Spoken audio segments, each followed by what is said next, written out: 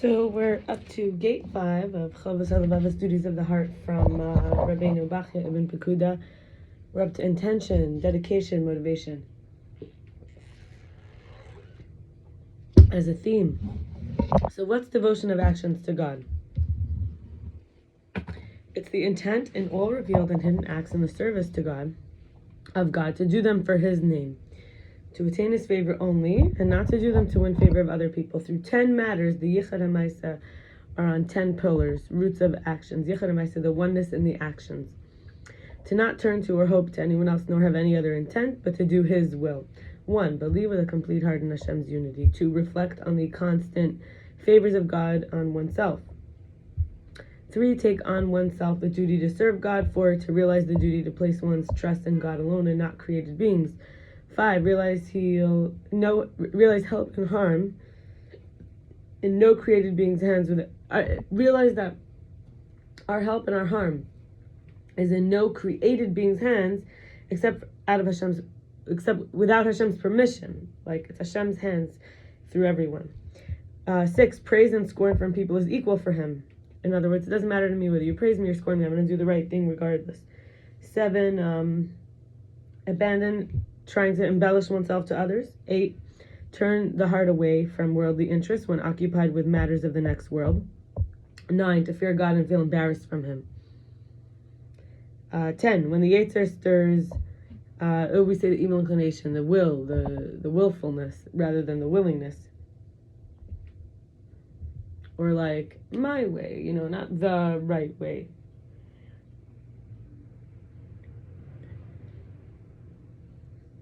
So when the yetzer stirs an urge in one's heart, to take counsel from intellect and follow that instead.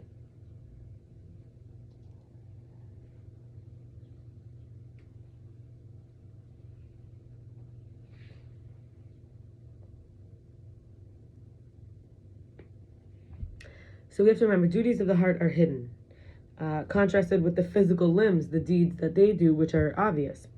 So no one could see the motivations, the intentions and dedications that we have inside. So when we're talking about inside, we really have to be careful that there can be no hypocrisy or expectation of honor, respect, or praise, even acknowledgement, even recognition. And there are 3 things that damage one's devoting one's acts of service to God alone. Basically, to have pure intention, to completely dedicate, to not have mixed agenda, to not have strings attached. 1, ignorance of God and His good. 2, ignorance of God's mitzvahs and His Torah. And 3, thoughts and suggestions the yetzer presents a man to endear to him this world and distance him from the path that leads to the next world. So serving people because we're afraid of them, or because we want benefit from them, or serving what we are not serving what we are not ignorant of and what's familiar, even if it's not God. And basically we're serving what's familiar or what we're not ignorant of, just even if it's not the right thing, just because it seems that like it's that comfort zone, even though it's not God. And then the idol worshiper is preferred over the flatterer, the haughty, the manipulator, the enticer, the hypocrite, because at this time there's no prophets officially which can perform miracles to clarify the idol worshipper's faulty outlook. But the flatterer in God's Torah, there's grounded claims against him, for he undertook the commandments to serve only God and undertook the prohibitions not to serve anyone else than God. So, and then another reason is that the idolater worships something that doesn't rebel against Hashem, but the flatterer in God's Torah worships a human being who rebels against Hashem, as well as a person who doesn't.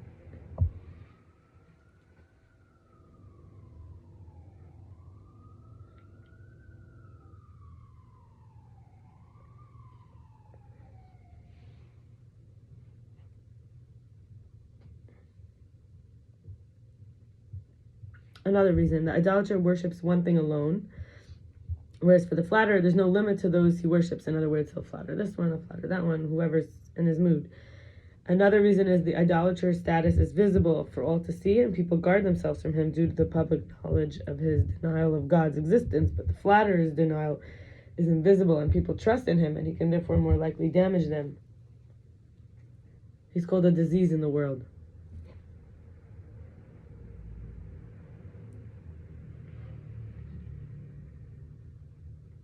Flatterer here also meaning hypocrite, haughty, enticer, manipulator, as mentioned. Okay, there are temptations of the Yetzer Hara. This is the evil inclination or the will to do something for ourselves, not for God. Basically, the willfulness rather than the willingness, and stuck in our will, stuck in maybe based on the past or something. One, thoughts which cast doubts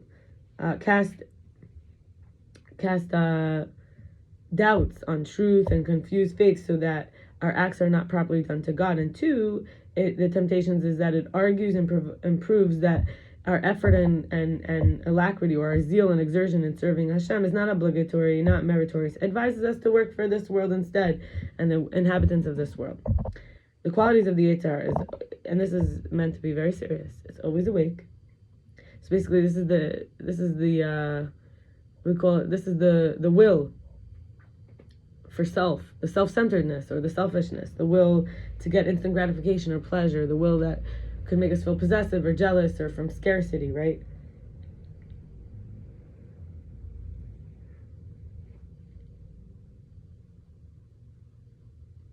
It's always awake.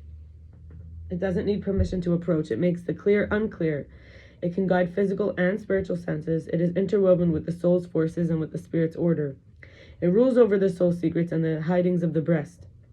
It lies in wait, watching the steps to lead us astray, and it never looks away from us. It masks as a loving friend. It enters our inner close circle of counsel, and it appears as if running to do our will, but actually shooting deadly arrows to kill and uproot us from the land of the living, and it makes the true doubtful.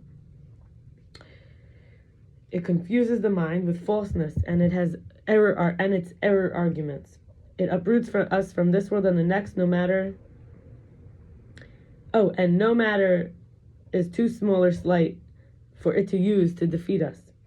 Its goal is to establish lies, to make the false seem true, and it keeps trying to defeat us till our death. Its weakness is that little light and truth dispels much darkness and falsehood, and it's too weak to stand up against the understanding. These are some of the enticements of the Yetzer Hara.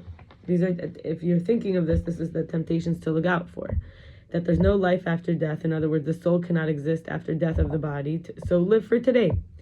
2, it says that there's no God. The world is not new or created. It won't change. So no one's under any duty to serve anything, since everything is ancient, existent, eternally, and thus there's no existence which is more fitting than to be a creator, not a created being. 3, it will entice us with false gods, like star worshippers, the Christians who have 3 gods, dual gods, which is called duality, and naturalists. 4, that nature is like forces of nature are the gods. 4, religious service is pointless. There's another enticement that the creator doesn't need anything from creations and doesn't lack anything. So service is reasonless and purposeless. 5, the Torah, it'll incite us about the Torah's authenticity.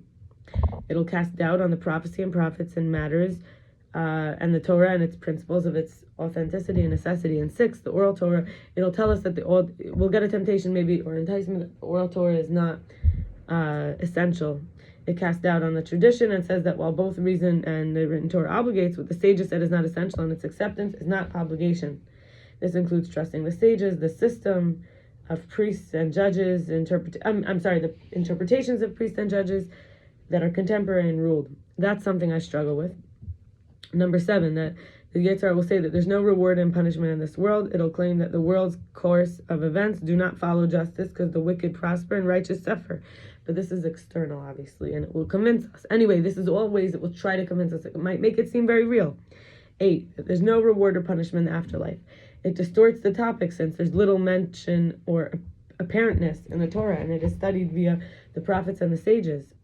9, it'll preoccupy us with secular interest, whether it's eating, drinking, riding, dressing, deriving enjoyment from the physical pleasures. It starts with the necessities like eating and then makes secondary things so charming and rejoicing, like pleasure. Like it basically opens the door to desire, satisfying their wants and accustoming a person to indulge in superfluous things, where we need to be on the level even of the kings and the ministers' practices. We want to be brought to honor in public and favor in the eyes of the great people, the leaders, the high position.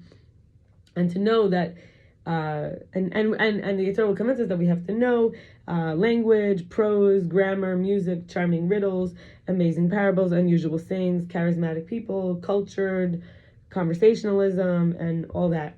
And then there's a second type of Yetzirah, temptation of the Yetzer, which is number 10 here, which is called toppling the wise person. This is when the Yetzirah seduces the understanding itself, so that it can use your own mind. Because until now we said that its weakness is understanding. Once you really have some understanding, it can't convince you of anything. In fact, a little bit of light dispels a lot of darkness. But it can use it topples the wise person. But how? By seducing the understanding. So it can cause your own mind to be against. It can use your own mind against you, making you on a lower level until you're actually in falsehood. In other words, the properly used wisdom is a cure for illness, but if one sways from its proper path, it becomes an all-encompassing disease without a cure or medication. So the Torah enlightens the eyes like a fire, but like a fire, it can also burn someone up if they walk the wrong way. So it's important that we don't rely only on our own reason, but that we also trust our forefathers and the ancient elders and their advice and their tradition, and whatever plans we can think of. It's not like they've never been previously known or weighed for their good or evil consequences. Like, we're not the first person who's had that temptation or thought those thoughts before. So the short-sightedness, where advantages might seem impressive or obvious, was something at the beginning, but actually in the long term, the disadvantages might actually be hidden, and those initial benefits become eventually error and damage. Additionally, if you want to take on extra, and the Yetzirah also might get us by we might want to take on extra duties beyond what's required, but we can only do this as long as we're fulfilling the obligations and motivated by a love, a piety. And after understanding that it's agreed it's far from lust, then it's a good resolution, because the sages already permitted us and sometimes obligated us to add on to the commandments. For example, whether it's in prayer, charity, refraining from foods, excessive speech, and discussing others' affairs, fasting, etc. But these extra acts are not accepted till one first fulfills the obligatory duties, okay? And then we have to remember also that every good thing has a corresponding bad thing, which can spoil it. Therefore, one who understands the things that damage good deeds will be capable of guarding himself from them. Prevention is better than the cure. I heard that from a friend of mine, Michael. He used to say that. Michael, he says it all the time. Michael Marcus Payne. And so we should learn the bad to be avoided, and after learn the good things to do. Like Yirmiyahu 4:3 says, plow for yourself a furrow and do not sow upon thorns. So don't be investing in an area that's going to be damaged or basically that's going to become bad. Rather, get rid of the bad and do the good. And I think, that's all for today. And I wish you all the best. Bye.